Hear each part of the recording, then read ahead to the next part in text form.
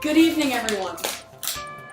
Thanks for tuning in and welcome to the Daily Scoop Show for news in the Middle Eastern Newscasting Broadcast Station TV show. I'm your host, Teddy Gemmell Hughes, And I am Hannah Mason. and we will be talking about Afghanistan, a country divided by centuries of religious turmoil. Throughout the ages of Afghanistan, we have seen many different beliefs, values, and religious groups.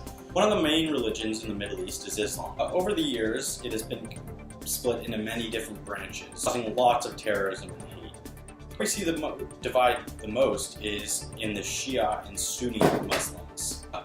Shia and Sunni are two different sects of Islam.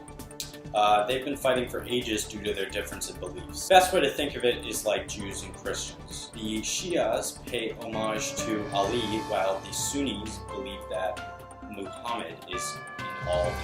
Sunni Muslims believe that anyone who doesn't obey the practice of Islam 1,400 years ago doesn't deserve to live. So there is a hostile debate between the Islamic communities. Along the lines of terrorism in Islamic branches, there's the Hazaras. So, Teddy, would you mind explaining who the Hazarian people are? Sure, the Hazara people are primarily Shia Muslims, and they are native to mountainous central Afghanistan. Adding on to that, Hazaras are descendants of Genghis Khan, the leader of the Mongol Empire.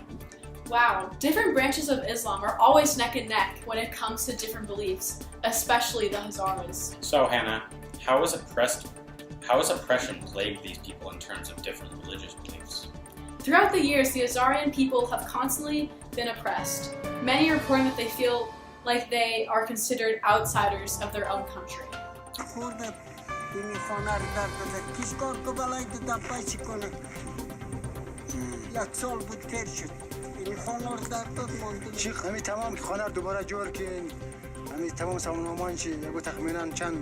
چند لک افغانی میشه؟ پول دیگه تا خدا معلومه دیگه تخمین 4-5 لک دیگه خاطر رفتی یعنی دیست از ما بود دیست What a tragedy. Hazarians have been oppressed for centuries, especially by Pashtuns. Hazarians were even sold as slaves up until the late 1900s. Even in today's world, they still face risks from groups like ISIS.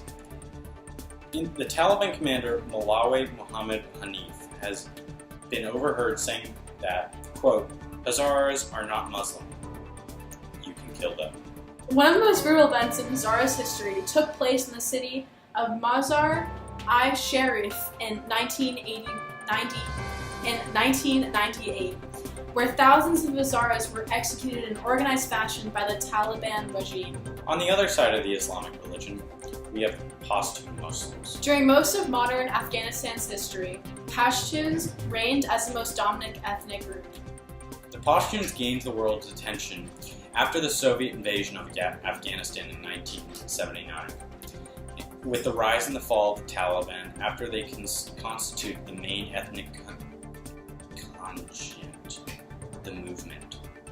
Up until the Soviet invasion of 1979, Pashtuns were the ruling group of Afghanistan. But after the invasion, almost 85% of the 3 million Afghan refugees were Pashtuns.